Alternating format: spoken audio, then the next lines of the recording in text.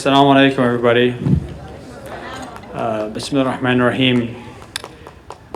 I'm going to try and keep this short, hopefully short, sweet. First of all, thank you for inviting me. And I don't just mean that because I say that every time I get invited somewhere. Thank you for inviting me to Southern California, which is actually kind of where I'm from in some ways. I went to high school in Southern California, so that's actually still my maturity level. So I blend in very well with, I guess, other guys my age here. So thank you. And I've all the people I know here, I kept, there's Jamal, there's Imam Jihad, there's all these people, Hussam, all these people I knew here, I hadn't realized I was going to see, so I'm really glad to be here. And I'm also, as I've gotten older, I realized that, it's easy to be kind of a loudmouth, talking head type person. What's hard is building institutions. And so I'm like a kind of guy who's sort of skating on and coasting on the institutions built by my elders. And as I've grown older, I realize that's the real work that is valuable. And I'm always very appreciative. Jazakumullah khair. Okay, so I'm going to be very, my wife Layla, I think, is also speaking. She better, because she wrote a speech. So her speech is a lot more interesting than mine. I mean, I don't know. I think mine's interesting. Hers is more moving than mine. I'm going to put it that way. Okay, so I don't know if you've been following the news, but there's been a lot of Islamophobia in the media. Anyone notice this? Okay, you're supposed to be like, yeah, okay. So basically, there's an election in New York City, which you may have heard about. I know Imam Siraj has heard about it. Do not, by the way, get photographed eating with your hands, unless you want to. So why is this important? Why am I bringing that up? This is really important. So a couple of years ago, ISPU, Institute for Social Policy and Understanding, but I think it's still going. I can't remember. I haven't seen any of the reports recently. But they had a really interesting study in 2015 where they traced cycles of Islam. They basically traced rise and fall of Islamophobia, like kind of spikes in Islamophobia in the US. And guess what? Does it track like terrorist attacks? Does it track, stuff happening in the Middle East? Guess what it tracks? Election cycles. Election cycles. So nothing gets out, I guess something that has in the past at least gotten out the vote amongst certain people is the fear-mongering about the Muslim threat. And that's what we've seen in the case of the coming New York election and the surprisingly, mashallah, successful candidacy so far of Zohran Mamdani. Why is this election important? If you've seen the level of meltdown that kind of Islamophobe people in general in the Islamophobic institutions in the United States have been having, the meltdown they've been having about this election is like unprecedented. I mean, it's really something else. It's like you're looking at the metaphoric Chernobyl or something. It's unbelievable. Why is that? Is it because Zohran Mamdani is a socialist? Is it because he's going to turn New York City into Prague during the Cold War or something like that? No, that's not why, right? It's because he is a candidate who has broken the boundaries of the guardrails of the American political mainstream establishment. And he's done it specifically on one issue. It's not like he says, I want free child care, and everyone's like, I can't accept that. It's not like he says, rich people need to pay more taxes, and we can't accept that. No. What is it that in interview after interview he gets asked? Does anyone know? He gets asked to condemn a certain phrase. Does anyone know what the phrase is? Globalized intifada. A phrase which he actually never said, which is really funny. It's really interesting when you have to condemn something you never said. But I mean, Muslims were well acquainted with this. That's the issue, right? The issue is Israel-Palestine. That's the issue in this election. And the reason it's a symbolic issue, but it's also a substantive issue. And I want to talk a little bit about that. We have to remember that the Islamophobia we've seen in the past 25 years, the war on terror in America we've seen in the last 25 years, was in a lot of ways kind of the American political establishment's crackdown on Palestinian activism just put on steroids. So the war on terror is kind of, in America, was like the surveillance of Palestinian activism and then just amped up and sort of extended to a few other groups. But that's really always at its core. It's very important to remember that. And so the point I want to make here, I'll return to this several times, inshallah. Muslims do very well in America. Muslims fit in very well in America, right? First of all, we know this because Muslims have already contributed substantively in America. Imam Siraj, why do politicians take pictures with him? MashaAllah, why? Is it because he's like extremely attractive? Is it because he's photogenic, right? You can make your own judgments about that. I'm not going to make any judgments to you. Because he's a very successful community leader. MashaAllah, very successful community leader. You look at why, for example, just think a few years ago, why would prominent black activists not condemn, for example, Louis Farrakhan? Because this person is actually contributes to his community. Muslims contribute to their communities in this country. We have example here today I didn't even know about, that the former, I guess, mayor of Irvine, correct, is Muslim? Am I correct in understanding that? I mean, so Muslims contribute to their communities successfully. Why? Muslims also do very well in America because Muslims are, in general, very religious, generally pretty socially conservative people who like business and things like that. So in a lot of ways, they're like a lot of other Americans. And if you've noticed this, Americans, even American lawmakers, government, legal law enforcement, they don't really care if somebody has hijab on or if they have a long beard or if they don't want to shake hands with the opposite sex. This is not a big deal in the United States. What's behind Islamophobia? When does Islamophobia appear? It appears around politics. And it's not about politics about, I think this group should be taxed or that group should be taxed, or I think there should be a red light here, or don't block the box sign there. It's about a Palestine issue. That's the line you can't cross. We all know that, right? And no politician has ever crossed that line and survived. I mean, ex-politicians, someone like Jimmy Carter, even with all the goodwill he had, even after he was a president, even with the Carter Foundation, even with all these things, even he's building houses with like hammer and nails and all this stuff when he was like in his 80s. Even then, if you remember, he wrote a book called Palestine, Peace, Not Apartheid. He barely survived that reputationally.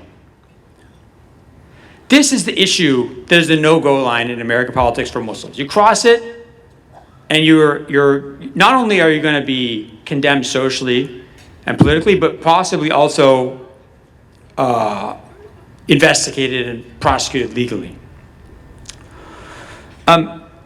If you remember, in 2011 and 2015, the American Center for American Progress did two reports, Fear Incorporated 1 and Fear Incorporated 2, if you remember these reports.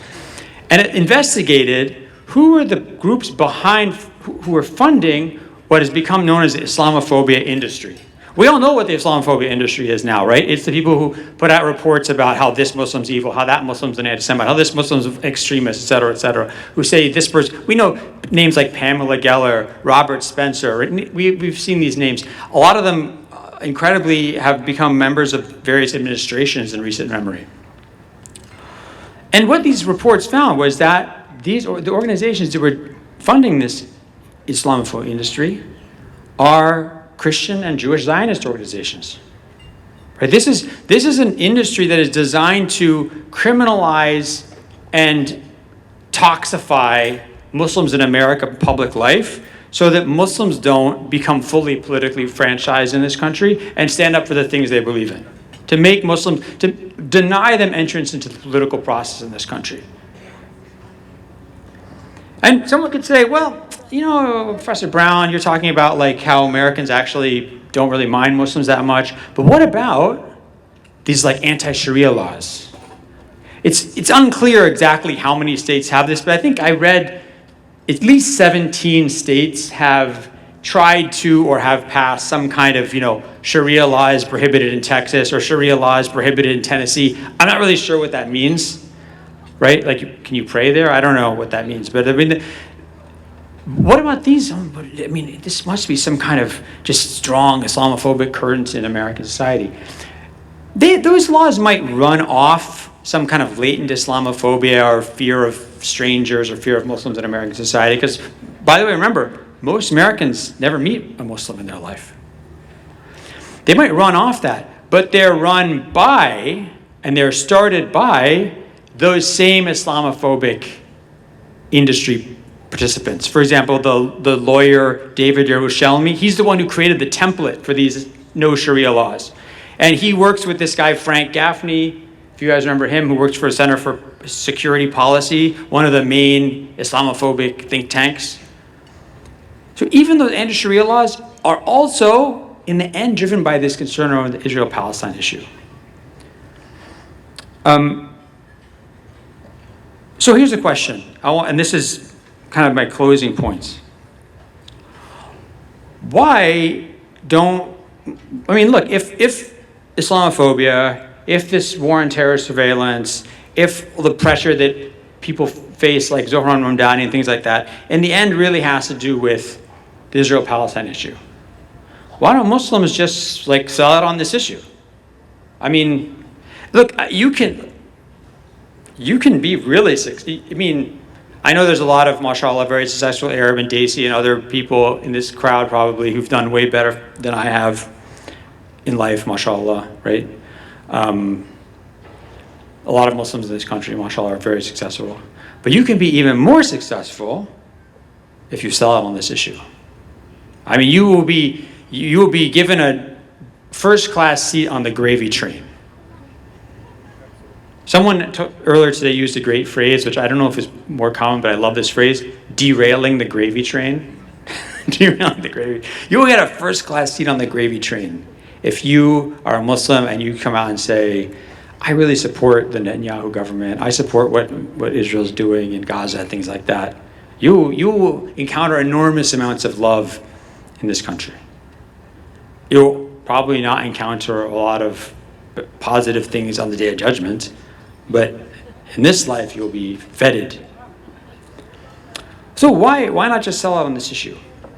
Well, first of all, there's the moral question, right? There's the question of do I want to support the massacre of civilians? Do I want to support an apartheid regime? Do I want to support genocide that's ongoing? Do I want to support violation of international law? Do I want to support violation of human rights? Do I want to support killing fellow Muslims? Do I want to support the threat to holy place, the Masjid al-Aqsa? Sometimes Muslims forget this. Muslims believe in places that are sacred. There are certain places that mean more than other places in the world. Jerusalem, the Haram al-Sharif, these are sacred places. We have to, and the aim of the current government in Israel is to, certainly some of its most influential ministers, is to destroy the Aqsa Mosque and the Qubbat al-Sakhra, the Dome of the Rock, and replace them with their place of worship.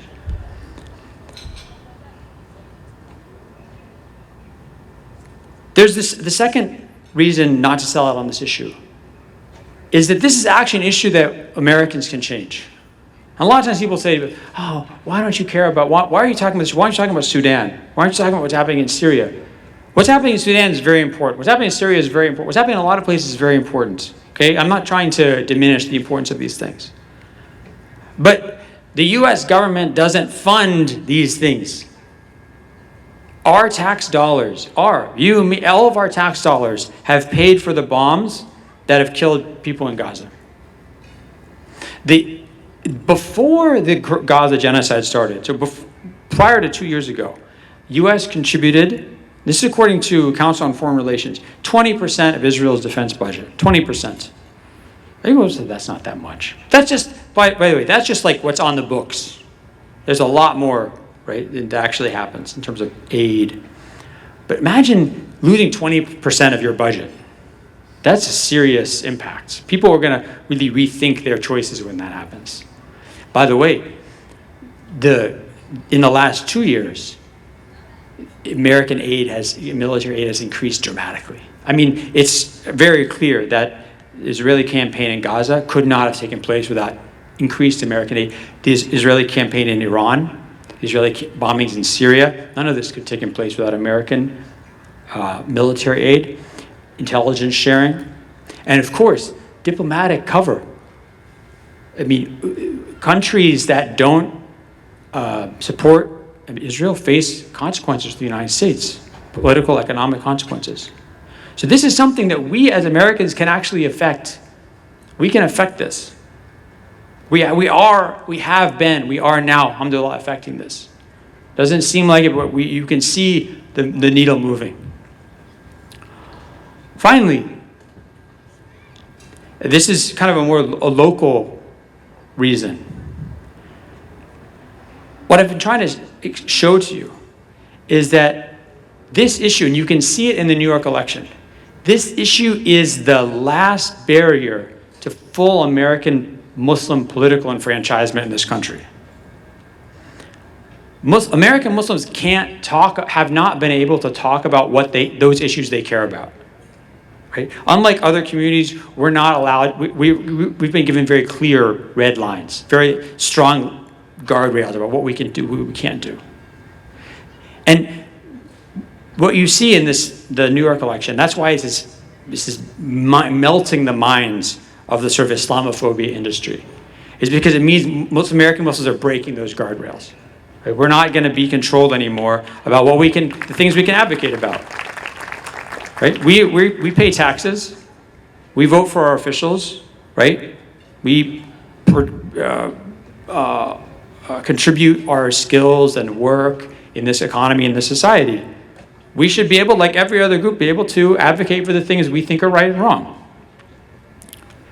And so this is like the last dam to break before Muslims can do this fully in this country. That's why it's very important that we not think about this as like something that where we give in because this is something, if it weren't for this issue, we wouldn't have any problems.